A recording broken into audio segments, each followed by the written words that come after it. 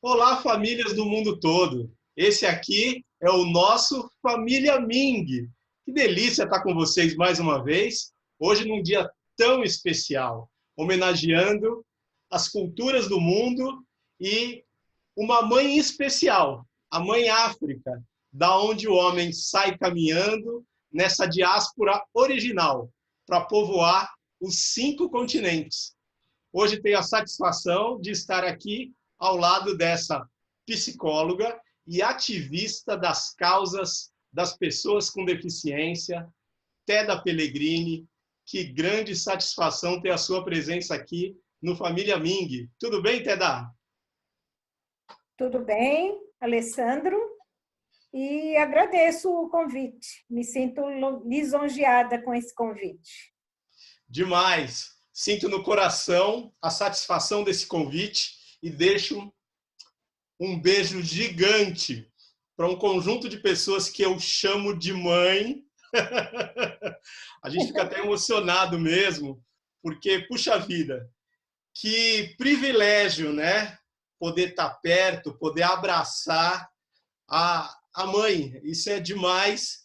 Eu sei que a senhora teve a oportunidade recentemente de fazer uma visita a esse continente tão materno que é a África. Conta um pouco disso.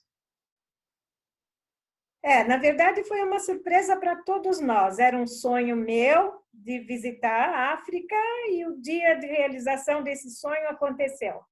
E aconteceu de uma forma muito preciosa, que fui eu e os 4 filhos queridos. Que espetáculo, né? Coroando essa sua carreira de psicóloga. E a gente fica curioso um pouquinho para saber sobre isso, porque pensar que tem uma psicóloga negra formada aí há mais de 30 ou 40 anos, para a gente 40 ficar anos. numa. Eu ia falar, para a gente ficar numa média, mas é isso, né? 40 anos de formada. Queria saber um pouquinho o que foi aquele momento de adentrar uma universidade para você naquele tempo. Era um caminho óbvio? Fazia parte da sua expectativa de vida? Fazia parte da minha expectativa de vida sair daquela configuração que era a minha família. Isso eu tive desde muito cedo.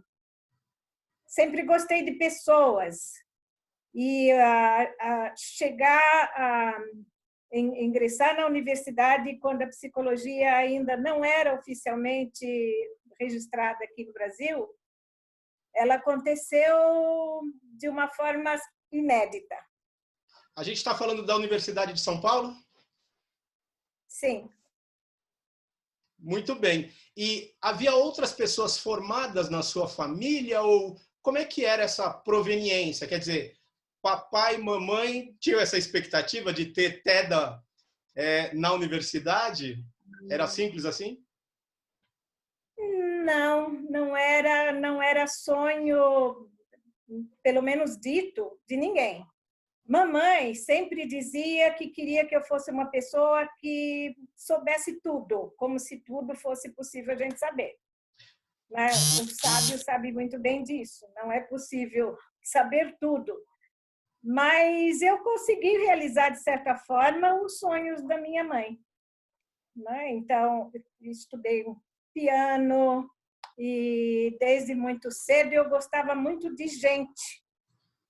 E tinha muita curiosidade de saber como são as pessoas, como elas se desenvolvem, quais são os elementos que mais ou menos determinam a evolução dela nesse mundo. Isso foi uma questão muito sentida, refletida por mim. Que E espetáculo. o fato Sua de mãe? fazer psicologia veio num certo momento, até muito precoce, numa época em que eu queria fazer medicina, mas isso não era possível. E 18 anos trabalhando num hospital, eu vivia muito a intensidade daquela chegada das pessoas no hospital. E havia um comportamento por parte dos médicos apesar de ser uma maternidade, chegavam outros casos com outras patologias. E chegou uma moça, e essa moça não falava.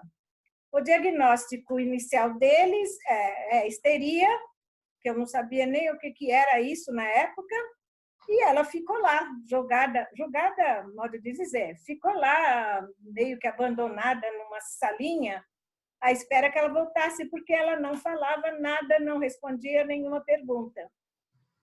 E eu larguei o meu trabalho e fiquei lá do lado dela, incentivando, perguntando coisa, contando coisa. E no momento de escolher a carreira, tendo eu saído de uma banca, no meio da banca, falei, não quero ser dentista. Nesse momento aconteceu isso. Eu, conversando com uma freira, ela me perguntou onde que eu estava, eu falei, estou fazendo vestibular em odontologia. E ela de certa forma, me criticou, disse que não era uma profissão para mim. E, com isto, acabou falando da psicologia e que eu acabei fazendo vestibular. Que bacana. Lindo demais. Eu ia perguntar... Depois de contar esse fato da moça, que eu consegui fazer com que ela abrisse a boca e voltasse do seu mundo de fantasias. Espetáculo, que encontro bonito. Eu ia colocar o seguinte, que imagino, como todos nós negros, sua mãe deve ter tido uma atividade muito simples, né? Porque o passado dos negros é um passado de pessoas escravizadas. E aí que bonito ela pensar nessa possibilidade de te ensinar tudo, né? Isso é incrível. E eu fico pensando também até nessa possibilidade da senhora estudar piano naquele momento. Então, agora vindo um pouco para o mundo streaming, né? O que passa pela cabeça de uma pianista? Qual que é a dica aí de um filme, uma série, que seja bacana as pessoas assistirem nesse tempo? A senhora gosta muito de assistir música?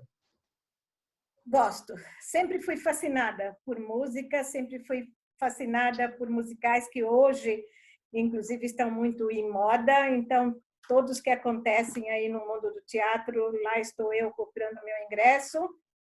E sempre gostei de ouvir música. E ouvia muito Frank Sinatra. E nunca fui muito ligada a seriados. Aliás, assim, eu nem tinha muito tempo de me ocupar com seriados. Eu sempre tive uma vida muito corrida, associada com um perfil meu, que é de viver correndo pelo mundo. Fantástico! E aí foi possível agora curtir um pouquinho de Frank Sinatra? É isso que tem ocupado o seu tempo na quarentena? Isso é uma das coisas mais gratificantes que eu tenho feito ultimamente. Que delícia, que bom gosto ouvir Frank Sinatra.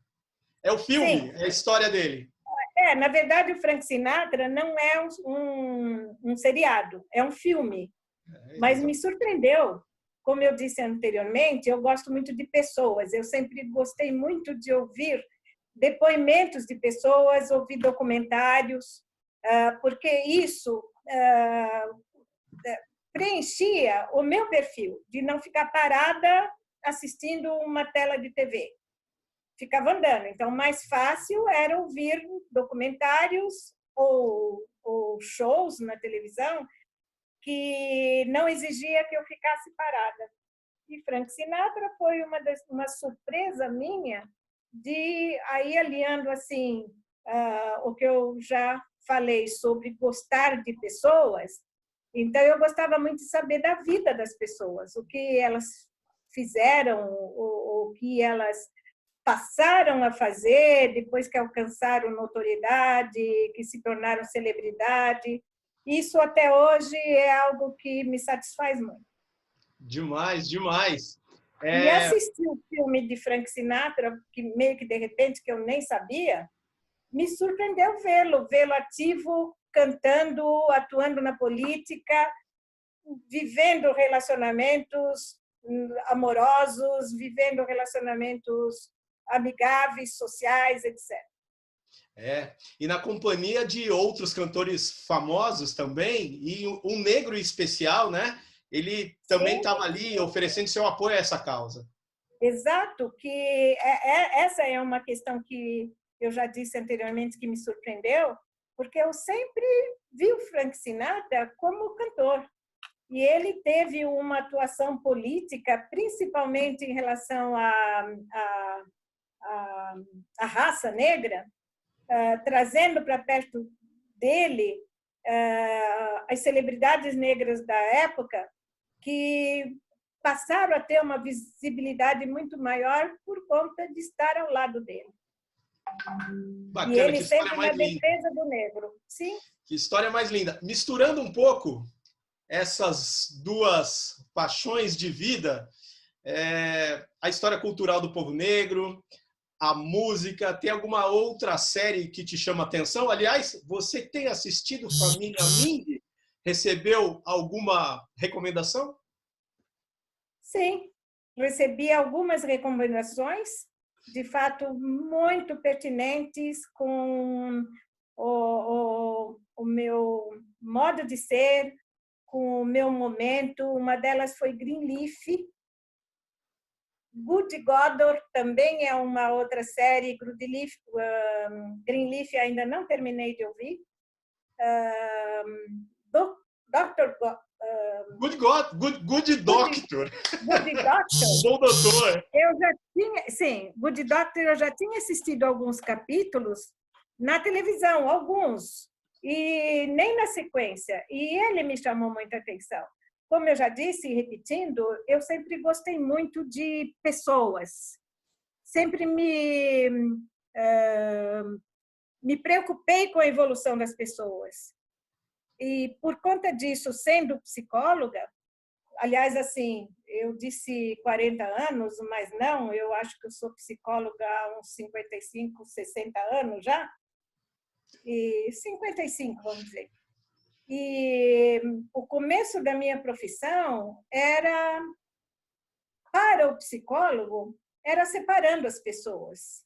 Então, acho que todos sabem, ou pelo menos uma grande porcentagem deste mundo sabem, que as pessoas com deficiência, elas eram mortas inicialmente.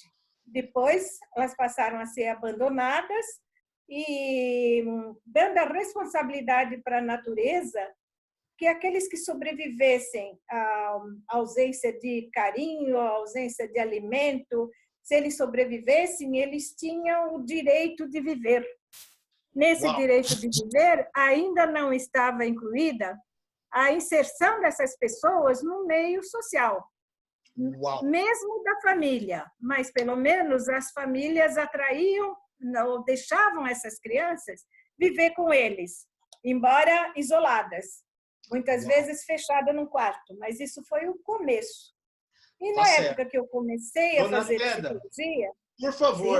Por favor, preciso pedir um minuto para a gente já voltar com esse tema tão especial, que é uma nova realidade da pessoa com deficiência na vida em sociedade. Só um minutinho, a gente volta já já. E para saber um pouquinho mais de conteúdos streaming com Dona Teda, só um minuto.